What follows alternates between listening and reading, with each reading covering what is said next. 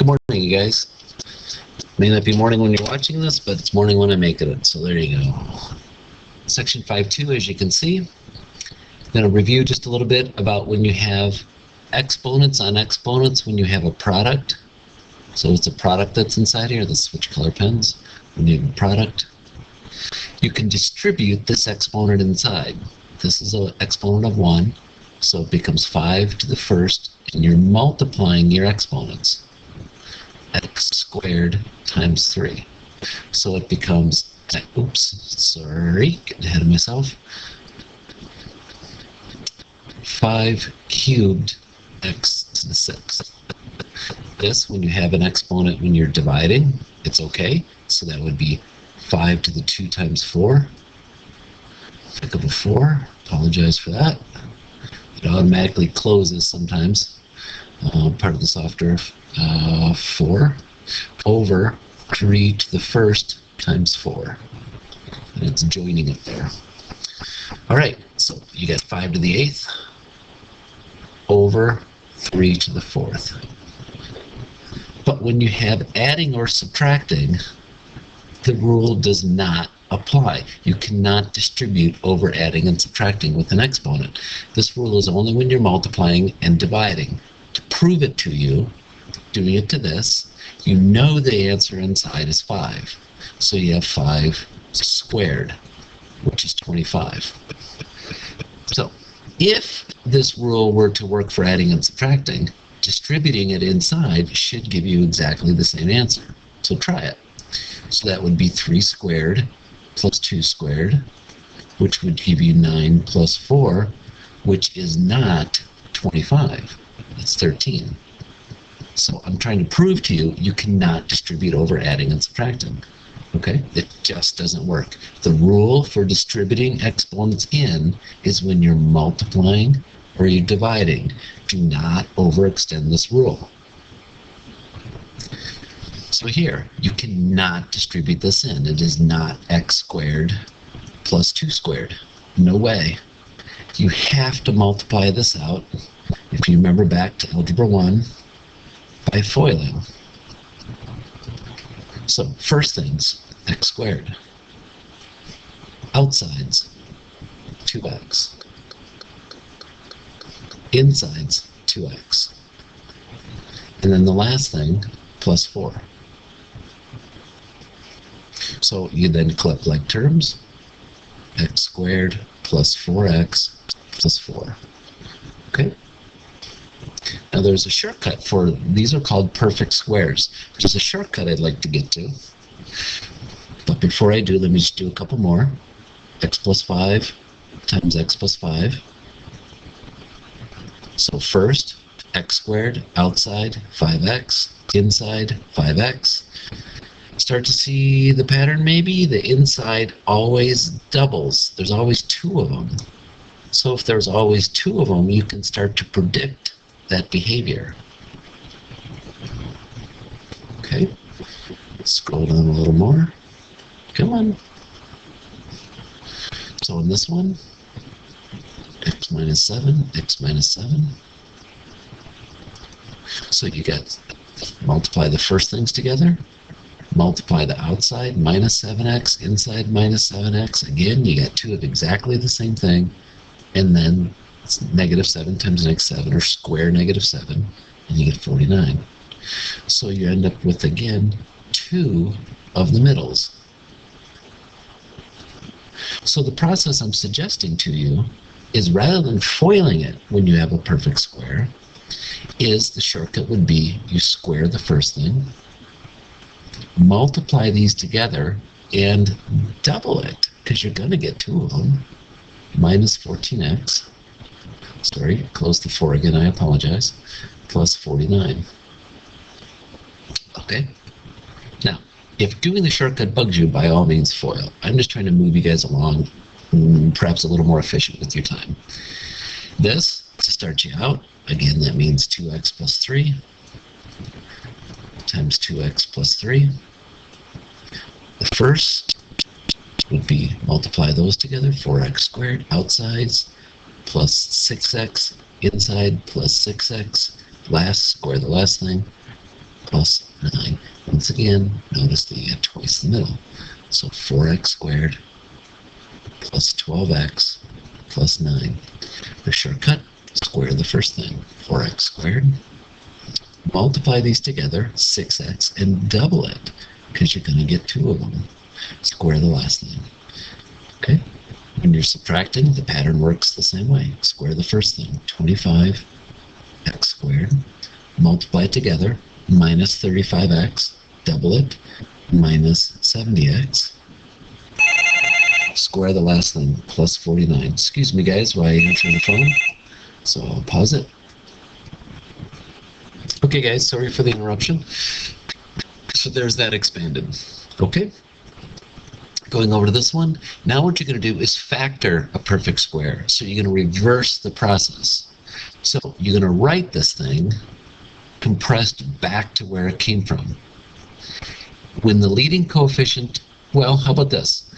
When you know that the thing is a perfect square, and I'll explain how you know, square root the front, x, take half the middle, minus 5.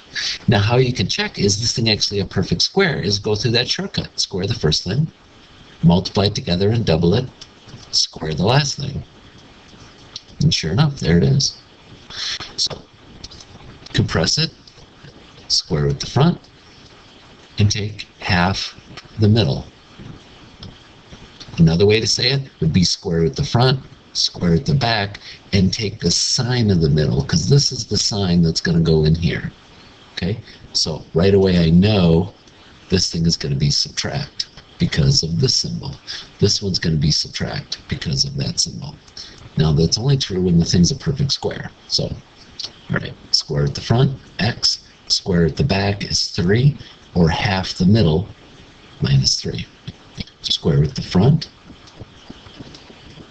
Now here, half the middle doesn't work. The reason it was working up here is because the leading coefficient, the number in front, was a 1. When the number in front isn't a 1, you can't take half the middle and write it there. The symbol still goes here, but the number that goes on the end is the square root of the back. So, the foolproof method, the method that will always work, is square root the front, square root the back, and the symbol of the middle goes inside. Square root the front, square root the back, and the symbol of the middle term, which is the plus, goes inside. That will work no matter if the leading coefficient is 1 or other than 1. X, 3, and the symbol in the middle. So this would be 7x, it's a square root of the front, square root of the back, and the symbol of the middle goes inside. To prove it to you, square the first thing, multiply it together, minus 14x, double it, minus 28x, square the last thing, 4. There it is. Okay. I think that's it. Let's move down just to make sure that if there's anybody else there. Oh, there's another one. Okay.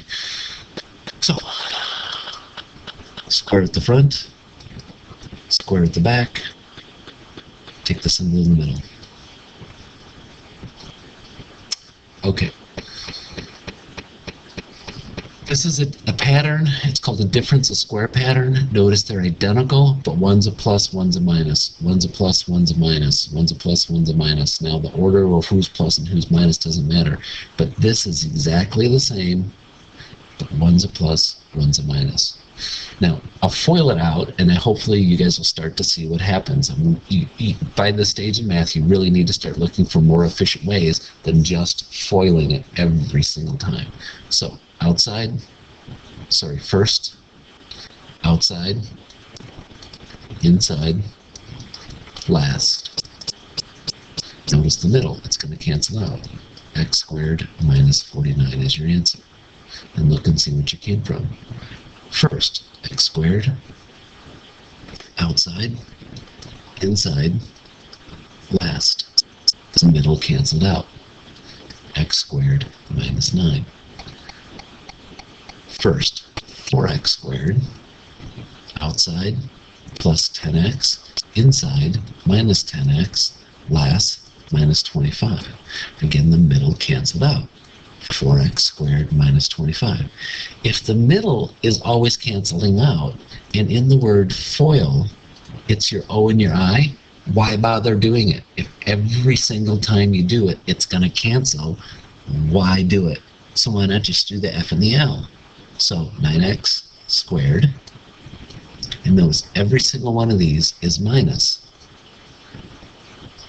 49. Okay?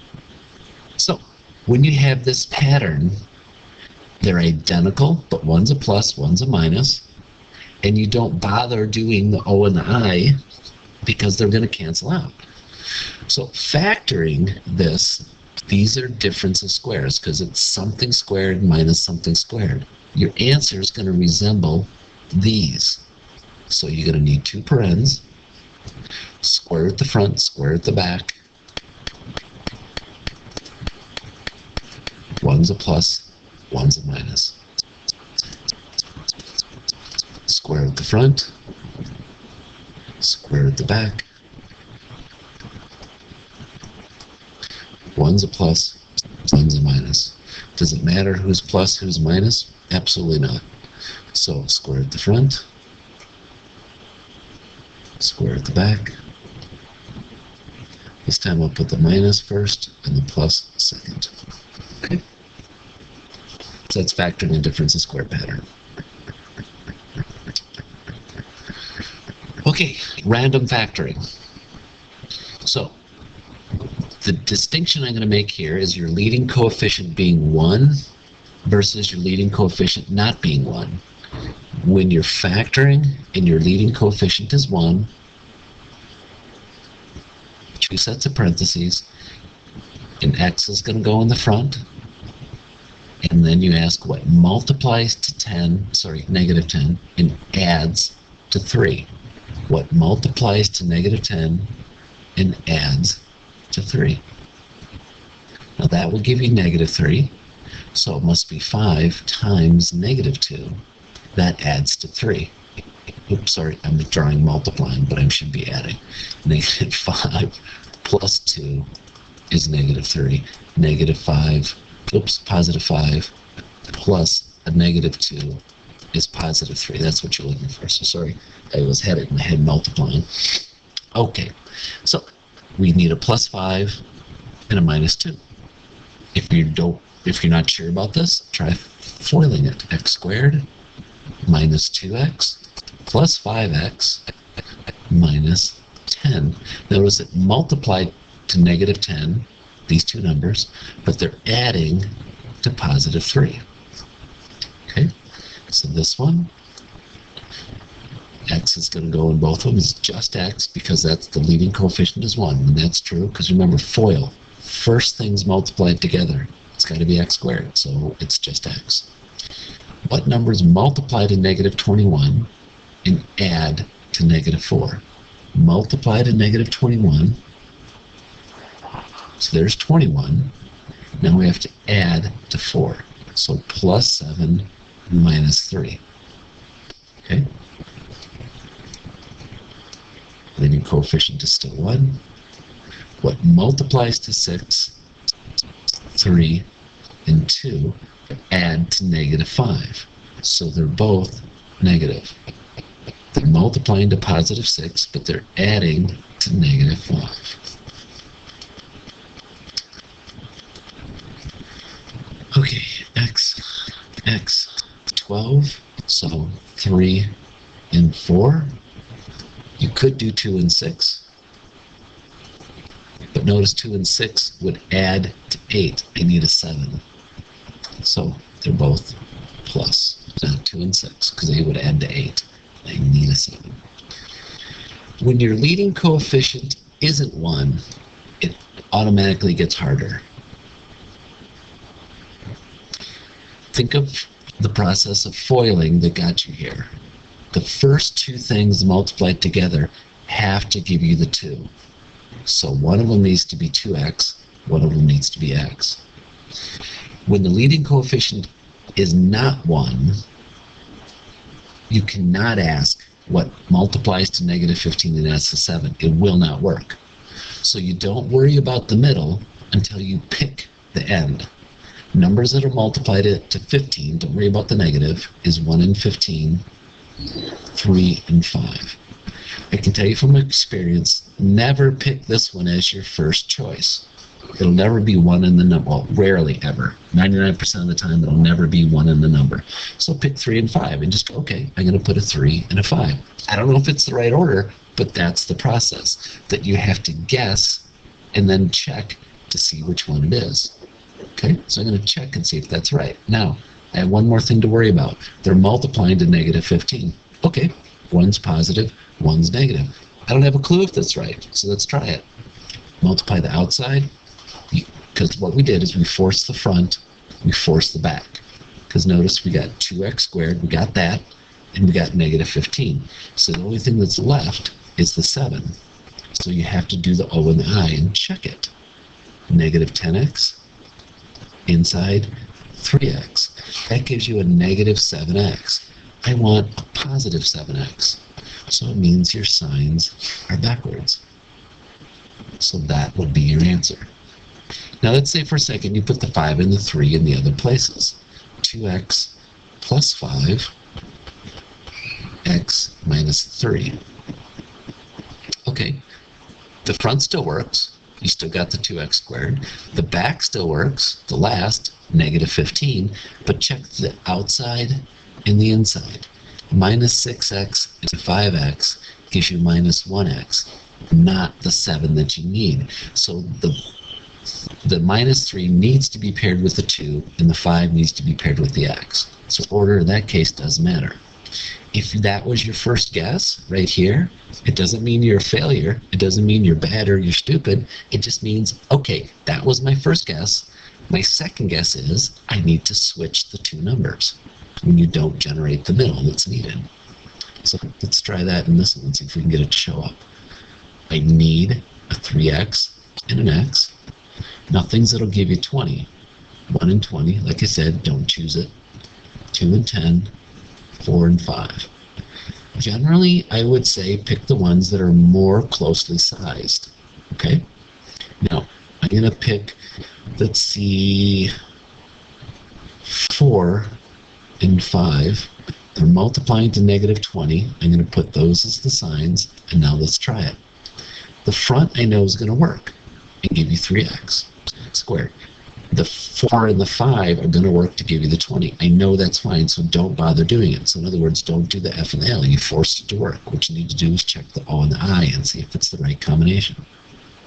15x minus 4x. That's a 4. It doesn't give you 7. If you switch the signs, all that's going to do is make that negative 15 and positive 4. It's still not going to be the right combination. So what you do then is you switch the two numbers, 5 and 4. Oops, one of them's got to be negative. Let's go this one negative and see what happens. Minus 12x inside 5x gives you negative 7x. I want a positive 7x. So this needs to be plus, this needs to be minus. So to clean that up a little bit, minus plus, and there it's factored. So reviewing back, if it's a difference of square pattern, it's going to look like this. To factor a difference of square pattern, square at the front, square at the back, one's plus, one's minus. You can skip the O and the I in foiling when you have a difference of square pattern because they always cancel. A perfect square pattern, when you're factoring it, you square at the front, square at the back, take the sign of the middle. And when you're expanding a perfect square, square the first thing, multiply it together and double, because you're always going to get 2 in the middle, square the last thing. Okay, that should wrap up the first part of 5-2.